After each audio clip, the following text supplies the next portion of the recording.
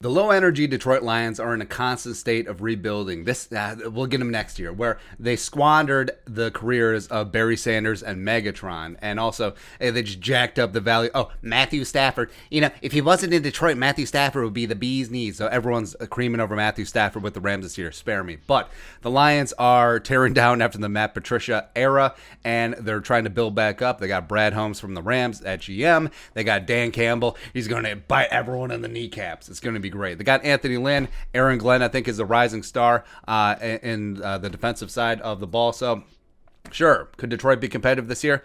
Probably not, but the cupboard is kind of bare, but I do like pieces of the Lions, and I don't think that they're necessarily going to be competing for the NFC North. I think that's going to be the Vikings and the Packers jockeying 1 and 2, but could they be something in a couple years? Maybe. I do respect Brad Holmes being gangster, getting 2 future first-round picks for just warehousing Jared Goff's contract, where Jared Goff is not the answer. They just took him to take on that deal and get those extra picks, so we'll move on with life. So, yeah, it does start and end with Jared Goff. Now, they easily could have drafted their quarterback of the future. They could have got one in the second round. They could have had Kellen Mond. They could have done this. They could have drafted a quarterback high, but they didn't do it. So they're rolling with Goff this year. They do have David Bling Blang Blau coming out of Purdue as their quarterback too. Tim Boyle, formerly of the Packers. They're really obsessed with former Packers because they got Jamal Williams here too, and behind DeAndre Swift, who is a solid, versatile receiving running back. Where, they would have beat the Bears week 1 last year, except DeAndre Swift dropped the ball. It is what it is. Plus, they got Jason Cabinda, who was a linebacker fullback from Penn State. Kind of cool. But the receiving core, so they had a lot of turnover here, pun intended. So they lost Babytron to the Giants, lost Marvin Jones, the Vikings killer Marvin Jones to the Jaguars, and also Danny Amendola is just withering just because he's 90 years old. But they got Brashad Perriman, who Perriman was a first-round bust with the Ravens, and then he had a nice resurgent year with the Bucks, and then he signed with the Jets, and now he's with the Lions, and he's this and that and everything.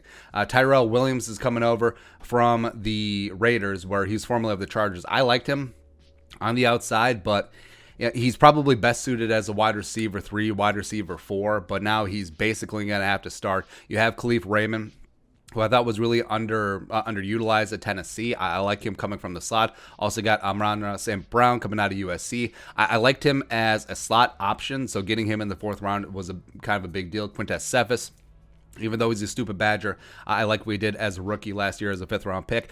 Now, the offensive line is pretty damn legit. So obviously you're getting Penei Sewell, where he fell to you, and it's like manna from heaven. And you are going to play him at right tackle because you just paid Taylor Decker a ton of money to be your left tackle. But the rest of the offensive line, they paid Frank Ragnow, the pride of Chanhassen, the pride of Arkansas.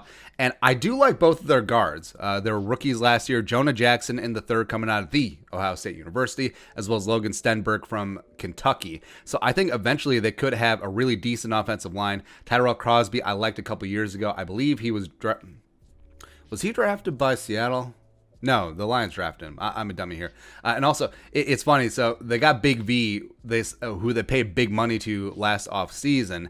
That was, of course, the Bob Quinn final free agency run. So, they got Big V as your 6th offensive lineman, which, ironically, I think that might be what he's best suited as. You have a highly overpaid flex offensive lineman. So that's whatever. Tommy Kramer, people really were into Tommy Kramer because of that great Notre Dame offensive line, but him going undrafted, I see it. Like, Aaron Banks is up here, Tommy Kramer is sort of down here. So, yeah, that's whatever. Oh, they got Drake Jackson, too.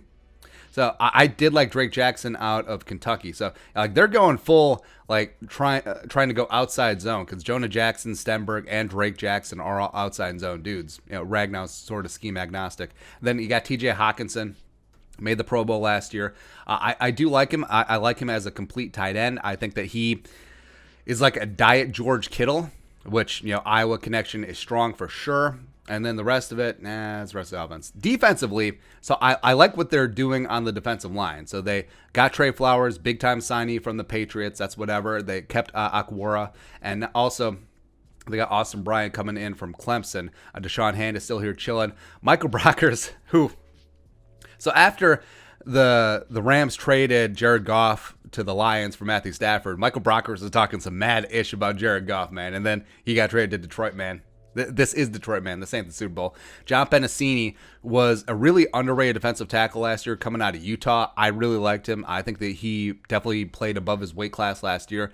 Could be a really solid nose tackle going forward. And then, I mean, they hammered the interior defensive line because you look at their draft picks. So they got Penei Sewell. They got Levi Nwuzurike coming out of Washington. He's a quick first step, 3-tech penetrator, as well as Aleem McNeil.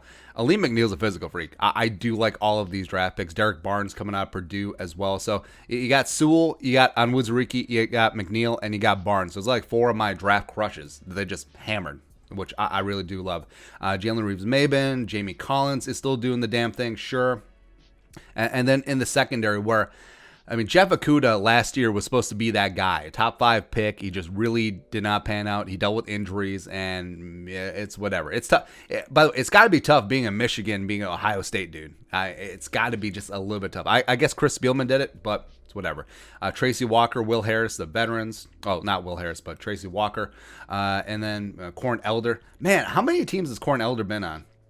It's been all over the place. Quentin Dunbar, they signed from Seattle, him of the DeAndre Baker fame from last year. Melifanu coming in from Syracuse. So another really good draft pick, or a draft pick that I liked. Here's what happens. When draft people grade teams' drafts, it always goes by players that they liked. That's about it. But yeah, the Lions did scoop up a lot of players that I really did like, especially day 2, round 3-ish mix with Nwuzurike and Lee McNeil, Malafanu, and Barnes. So I do like the pieces on defense. I think Aaron Glenn will get them going pretty good here in a year or two. But offensively, I mean, the receiving core is nothing to write home about. I don't really see a true wide receiver 1. I mean, maybe Cephas or St. Brown could be a decent number 2 eventually.